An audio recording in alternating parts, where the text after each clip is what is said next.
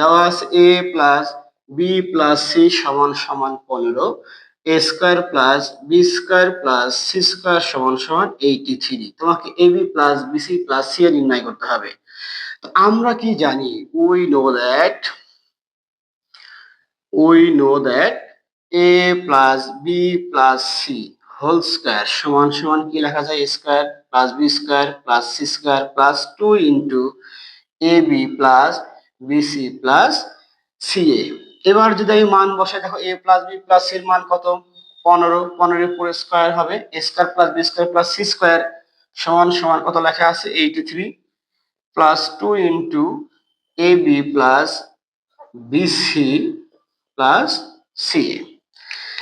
এবার যদি আমি 15 এর উপরে স্কয়ার করে ফেলি তাহলে মান আসে 225। তাহলে 225 8 রাশি যদি এই পাশে নিয়ে আসি তাহলে কি হবে 83 সমান সমান কি হয় 2 into A B plus BC plus C A. দেখো 225 থেকে যদি আমি 83 বিয়োগ করে ফেলি, 83 বিয়োগ করে ফেলি তাহলে থাকে 142।